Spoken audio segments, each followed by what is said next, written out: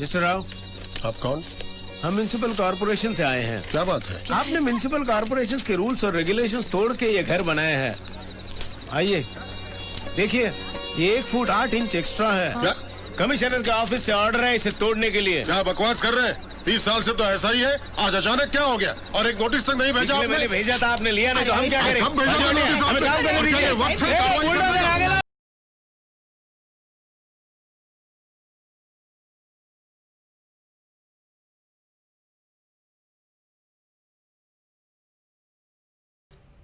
नमस्कार बंधुगण।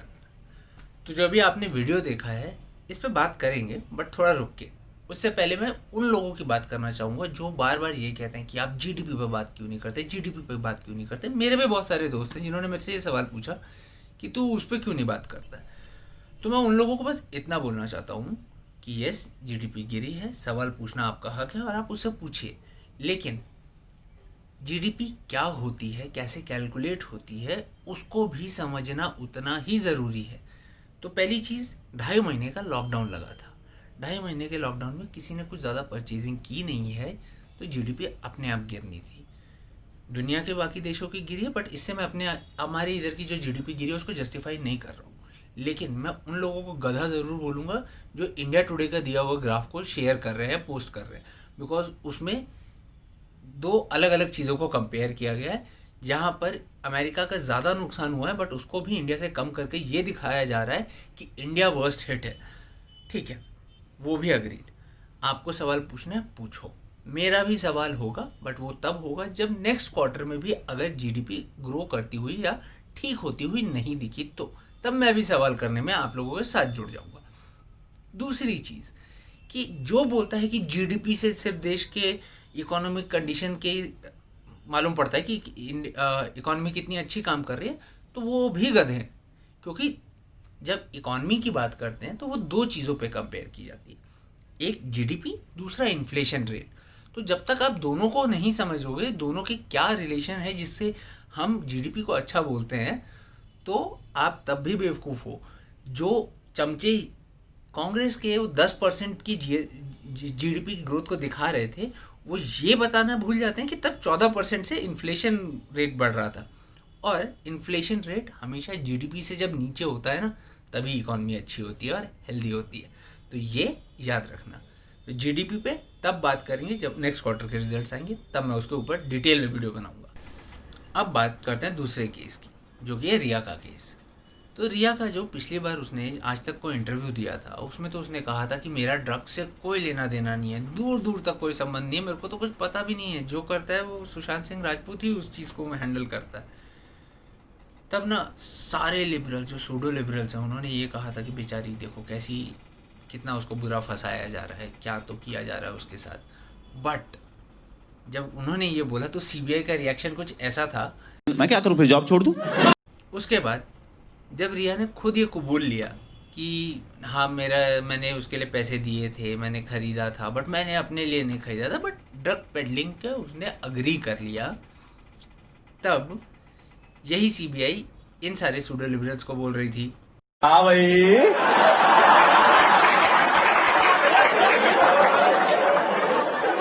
कैसी लगी आगे स्वाद? उसके बाद जब ये सब करने के बाद अब इनको दिखने लगा कि ये लोग कहीं से भी नहीं बच रहे, इन्होंने सबके सामने इनका झूठ पकड़ा जा रहा है, तो एक नया एंगल देने की कोशिश की कि देखो मीडिया वाले किस तरीके से इसको हॉन्ट कर रहे हैं, किस तरीके से इसके साथ मिसबिहेव कर रहे हैं, उसकी पर्सनल स्पेस को हैम्पर कर रहे हैं। और उसके बाद एक पूरा गैंग खड़ा हुआ, स्मैशिंग द पेट्रियार्की। क्या आपने को एक्टिंग करके बेवकूफ बना लेंगे? इनको क्या ही पता है। ये वही लोग हैं जिनको देख के ना मुझे ह्यूमन सेंटिपीड मूवी रिवर्स में समझ में आती है। मतलब ह्यूमन सेंटिपीड में वो एक के बाद एक लाइन में लगे होते थे और पहला इंसान खाता था, आखिरी तक वो जाता था। लेकिन इनका उल्टा, एक ही लाइन से एक ही जैसा गोबर सबके मुंह से बाहर आ रहा है, कतई चमगादड़ हो रहे हैं ये लोग। तो इन लोगों का ऐसा फेमिनिज्म है। अब इनके फेमिनिज्म को भी मैं सिलेक्टिव फेमिनिज्म कहूँगा। क्यों? क्योंकि इनको वो एक लड़की जो ड्रग्स से रिलेटेड मामले में पकड़ी जा रही है, जिसका गुनाह साबित होता हुआ नज़र आ रहा है, बट इनको उसमें पेट्रियार्की दिख रही है, जबकि मुझे नहीं समझ में आता कि पेट्रियार्की का है। दूसरा, ये लोग बोलते हैं कि सेंटर ने 3 एजेंसी लगा दी है इसके पीछे। तो ये तो इसने खुद की गलती है, ये तो मुंबई पुलिस की गलती है कि इतनी सारी एजेंसीज लग गई। अगर ये बिहार पुलिस को काम करने देते तो इतनी सारी एजेंसी लगती नहीं। ये तो खुद ही इन्होंने अपने सर पे ये स्यापा पाया हुआ है। तो दोनों ही बातें गलत हैं। लेकिन कंगना रनावत के साथ जो इतना कुछ किया जा रहा है उस पे इनके फेमिनिज्म को ना ऐसा भट्ट से भट्टा लग के बैठे हुए हैं। कतई सिलेक्टिव फेमिनिज्म का चश्मा पहन के एकदम अंधे हुए पड़े हैं ये लोग।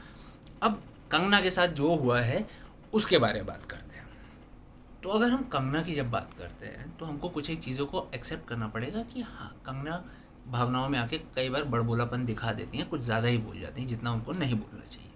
बट इससे कोई किसी भी इंसान को ये हक नहीं मिलता है कि वो उनके साथ इस तरीके का बर्ताव करे जिस तरीके का अभी उनके साथ हो रहा है। कोई उसे जस्टिफाई नहीं कर सकता। वो सेलिब्रिटी होंगी बट अल्टीमेटली वो एक आम नागरिक है। आप सरकार चला रहे, तो आपकी जिम्मेदारी ज़्यादा बनती है। अगर आप एक आम इंसान के लेवल पे आकर बात करने लगोगे या उनके जैसी हरकत करने लगोगे तो इट्स बेटर कि आप आम इंसानों में आ जाओ, सरकार चलाना छोड़ दो। तो पहला हुआ क्या, कंगना ने पुलिस के ऊपर कुछ सवाल उठाए। उन्होंने ये बोला कि ये मेरे को पुलिस के पास उतना भरोसा नहीं आ रहा है, मेरे को सेफ फील नहीं हो रहा है। तो बात सही है ना भाई, पालघर के उधर पे जो पुलिस वाले थे इनकॉम्पिटेंट थे, अगर कोई उसको बोल दे कि नहीं थे। और अभी जो मैंने रिया का आपको थोड़ी देर पहले बताया कि रिया को मीडिया वालों ने काफ़ी ज़्यादा धक्का मुक्की कर दिया, पर्सनल स्पेस में घुस गए, तो उस रिया को यही पुलिस प्रोटेक्शन दे रही है। तो अगर वो पुलिस मीडिया वालों से नहीं बचा सकते तो गुंडों से क्या ही बचा पाएंगे ना कंगना को। तो इनकॉम्पिटेंसी है जो कि कंगना ने बोल दी। तो उसके बाद किसी ने बोल दिया कि भाई अब ये किसी ने क्या, संजय राउत ने ही बाकायदा बोल दिया कि कंगना को फिर महाराष्ट्र आना नहीं चाहिए अगर उनको इतना ही अनसेफ फील होता है। फिर कंगना ने बोल दिया कि उनको मुंबई अब पीओके जैसी दिखने लगी है। तो हाँ भाई, पीओके बोलना गलत था, बिल्कुल गलत था। बट इससे ज़्यादा वो लोग गलत है कि जो ये बोल रहे हैं कि कंगना ने मुंबई को पाकिस्तान बोला, क्योंकि PoK is not Pakistan, it's India. एक इंडिया का वो हिस्सा जहाँ पे एक ऐसा इंसान बैठा है जिसने ये बोल रखा है कि ये रीजनल आइडेंटिटी की वजह से आप यहाँ नहीं आ सकते, भले ये इंडिया का ही पार्ट हो। एक मिनट, संजय राउत भी तो यही काम कर रहे हैं।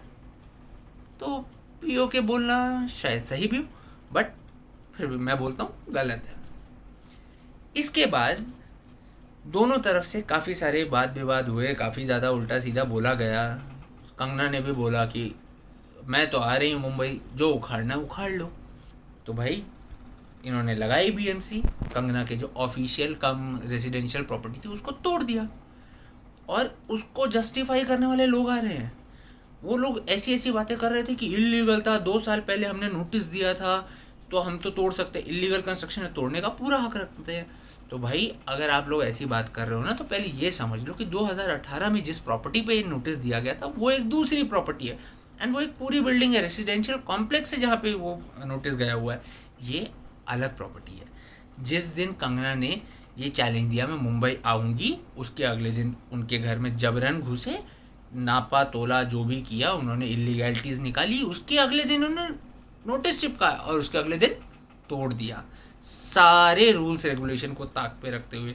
उस मोमेंट पे जब 30 सितंबर तक कोई डेमोलिशन अलाउड ही नहीं है मुंबई हाई कोर्ट की तरफ से, फिर भी सेकुलरिज्म है बाबा, जो करना है करो।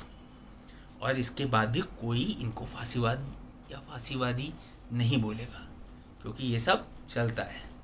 और ये जो बैंटर हुआ ना कंगना रनावत और रावत के बीच में, इनके बीच के बैंटर में रावत ने तो कंगना को हरामखोर तक बोल दिया। और बाद में जब उनसे इसी चीज़ पे सफाई मांगी गई कि आपने तो हरामखोर बोल दिया, तो उन्होंने बोला कि नहीं, महाराष्ट्र में तो नॉटी को कहते हैं, नॉटी इज़ इक्वल टू हरामखोर। तो मुझे जहाँ तक पता है naughty is a parliamentary word, विधानसभा में हरामखोर भी यूज़ होता ही होगा फिर तो महाराष्ट्र में।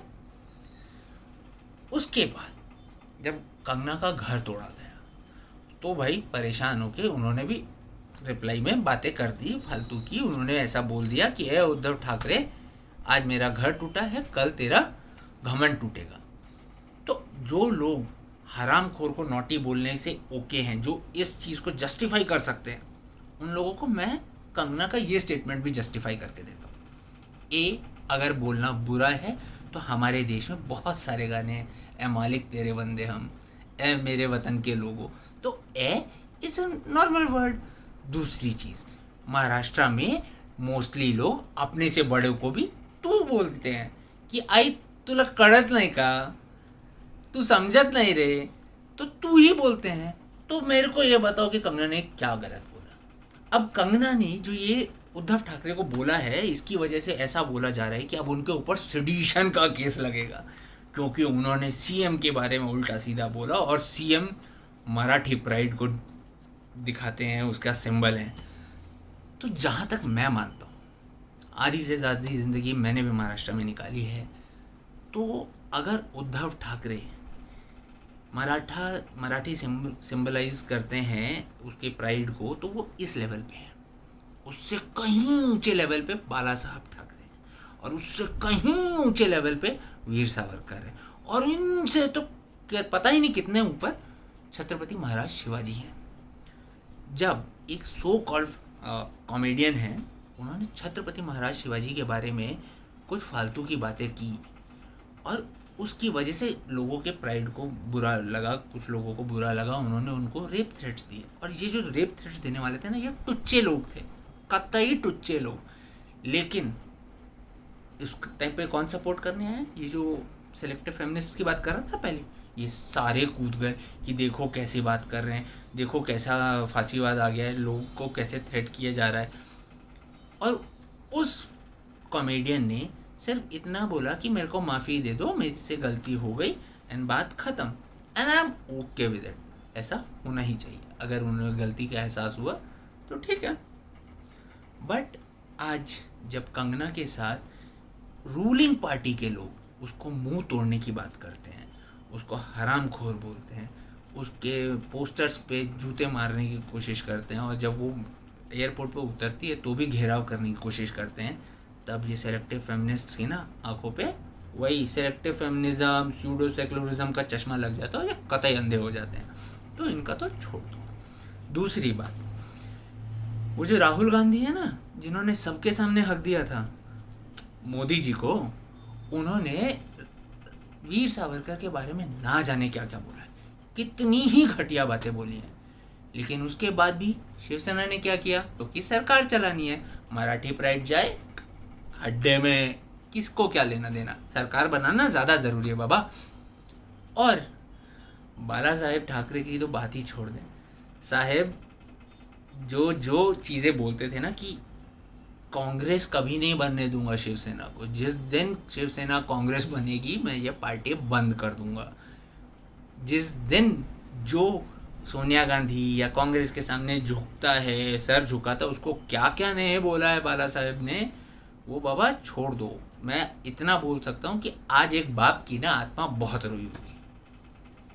तो जिसको जो बोलना है बोले, बट अगर ये बोलते हैं लोग, ये अपनी तरह ही ढ या फिर नोटी समझ लो, अपनी तरह नोटी समझ रहे हैं अगर ये लोगों को, कि लोगों को दिखाई नहीं दे रहा ये क्या कर रहे हैं, ये किस तरीके से लोगों का मुंह बंद करने की कोशिश कर रहे हैं, तो ये इनकी गलतफहमी है। तो मैं बस इतना बोलूँगा कि आप मापदंड, मैं हर बार बोलता हूँ कि मापदंड जो है वो सेम रखें सबके लिए, चाहे वो कोई भी हो।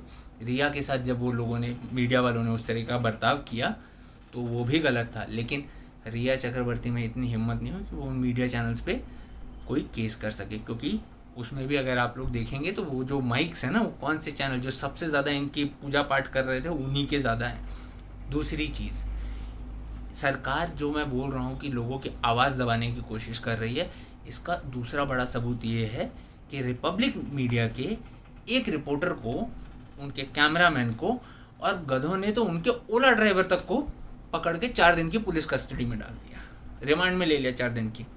क्यों? क्योंकि वो कोई केस का इन्वेस्टिगेशन कर रहे थे। इन्वेस्टिगेटिव जर्नलिस्ट के मुंह बंद करने का ये जो तरीका है, इसको फांसीवाद नहीं कहते, क्योंकि ये एक बीजेपी के दूसरे, मतलब गैर बीजेपी पार्टी कर रही है तो फिर सब चलता है। बीजेपी के अगर उधर कोई चिंगारी भी लगा दे तो वो महापाप है, बट इनका सब चलता है। तो मेरी बस इतनी गुजारिश है, फालतू चीज़ों में मत पड़ो यार। जिस चीज़ के बारे में जानकारी हो सिर्फ उसी के बारे में बात करो, और जिस दिन सही मायनों में तुम सारी औरतों की इज्जत करने लगो ना, उस दिन जाके कुछ आवाज़ उठाना चालू करना। तब तक घर बैठो, शांति मचाओ, चूड़ियाँ तोड़ो, जो करना करो। Being a very new channel और बहुत कम लोग जिसको फॉलो करते हैं, उसके बावजूद मेरे पिछले वीडियो को आप लोगों की तरफ से बहुत ज़्यादा सपोर्ट मिला है। बहुत लोगों ने उसको लाइक किया है, फेसबुक पे, यूट्यूब पे, दोनों जगहों से। तो मैं बस इतनी गुजारिश करूंगा कि अगर आपको यही ऐसा ही और कंटेंट देखते रहना है तो प्लीज़ मेरे यूट्यूब और मेरे फेसबुक दोनों चैनल्स को सब्सक्राइब कीजिए, एंड इस वीडियो को जितना हो सके लाइक कीजिए और शेयर कीजिए, ताकि जो फेक लोग हैं उनकी सच्चाई सबके सामने आए। Thank you.